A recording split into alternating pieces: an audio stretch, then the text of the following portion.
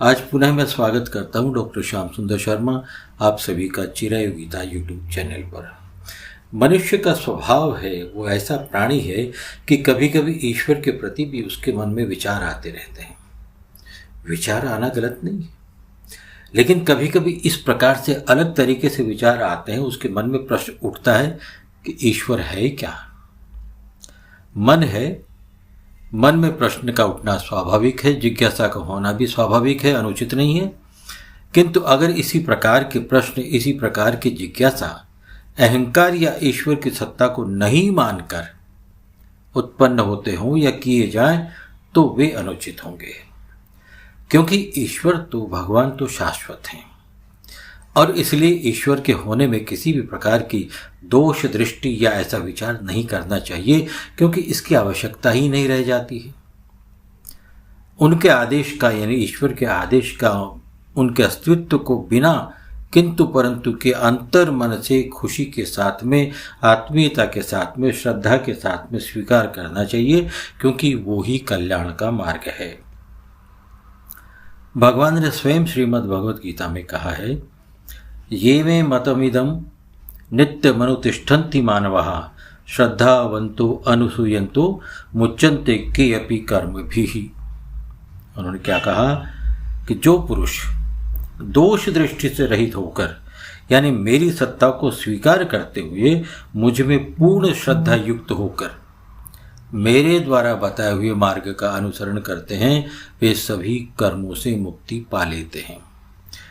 देखिए, भगवान ने कहा है ना कि कर्म तो सभी को करने होते हैं, और जब सभी को कर्म करने ही होते हैं तो फिर सदकर्म ही क्यों न करें, और जो भी कर्म हम करें ईश्वर को समर्पित होकर के क्यों करें। तो ऐसे जो ईश्वर को समर्पित किए हुए कर्म होंगे उनका कोई भी फल नहीं होगा आपके लिए, वो सब कुछ ईश्वर को समर्पित हो जाते हैं। भगवान पर पूर्ण विश्वास है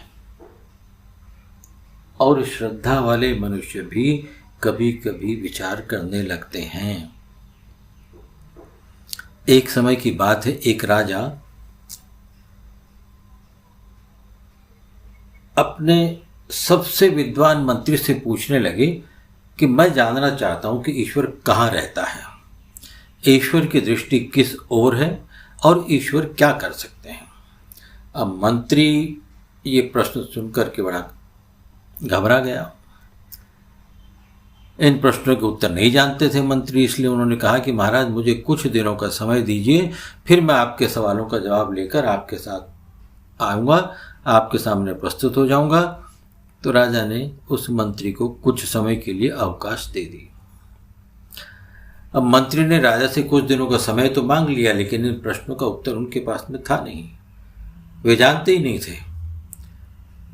इसलिए वो हर समय चिंतित रहने लगे और राजा के प्रश्नों का उत्तर ढूंढने लगे, सोचने लगे कि कैसे दें।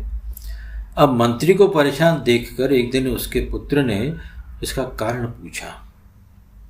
तब उन्होंने राजा द्वारा पूछे गए तीनों प्रश्न बता दिए अपने पुत्र को।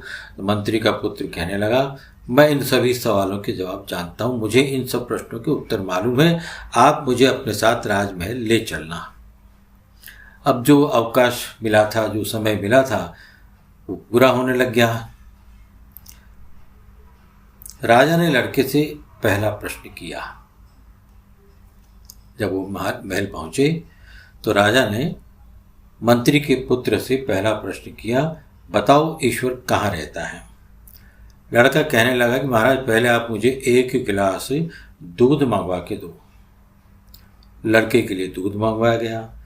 लड़का दूध में अंगुली डालकर दूध को घुमाते रहता है, हिलाते रहता है, और फिर अंगुली निकालकर फिर दूध में बार बार डालता है और देखता है अंगुली को। कुछ समय ऐसे बीत गया तो राजा पूछने लगा, बेटा ये क्या कर रहे हो। लड़का बोला कि महाराज मैंने सुना है कि दूध में मक्खन होता है, मैं अंगुली डालकर मक्खन ढूंढ रहा हूँ, लेकिन इस दूध के गिलास में तो मुझे मक्खन दिखाई नहीं दे रहा है।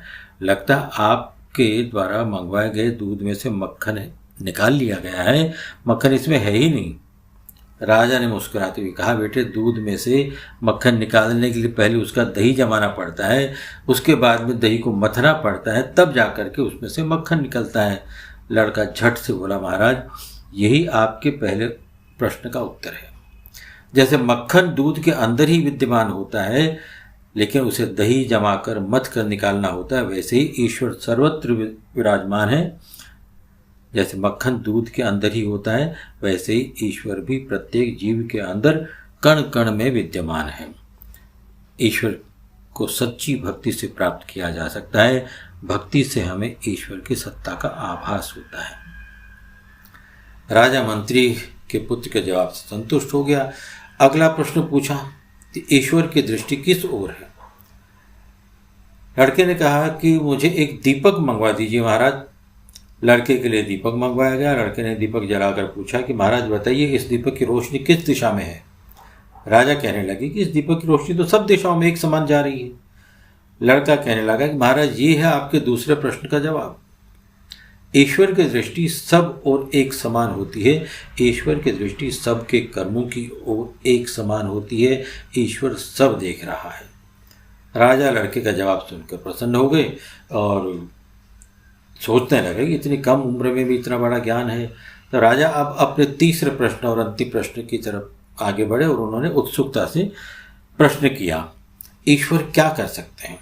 लड़का कहने लगा कि महाराज अगर आपको इस प्रश्न का उत्तर जानना है तो आपको मुझे अपना गुरु बनाना होगा और एक गुरु का स्थान शिष्य से ऊंचा होता है, इसलिए हमें एक दूसरे से स्थान बदल लेना होगा। मुझे आपके स्थान पर और आपको मेरे स्थान पर बैठना होगा। राजा को तो उत्तर जानना था, बड़ी जिज्ञासा थी। राजा ने उसे अपने सिंहासन पर बैठने की अनुमति दी और स्वयं उस लड़के के स्थान पर जाकर के बैठ गया। लड़का मुस्कुराते हुए कहने लगा, महाराज आपके अंतिम प्रश्न का उत्तर ईश्वर क्या कर सकते हैं यही है। राजा को रंक बना सकते हैं और उन्होंने आज आपको मेरे स्थान पर बैठा दिया, और रंक को राजा बना सकते हैं, उन्होंने मुझे आज राज सिंहा पर बैठा दिया है। भगवान की मर्जी के बिना पत्ता भी नहीं हिलता। मंत्री के पुत्र से अपने तीनों प्रश्नों के उत्तर सुनकर राजा बड़े संतुष्ट हो गए और उस लड़के को अपने मंत्रिमंडल में सलाहकार बना दिया।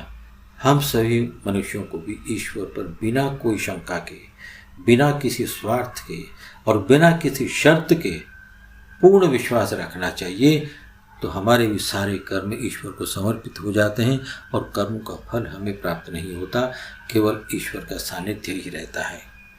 जय श्री कृष्ण, जय श्री राधे।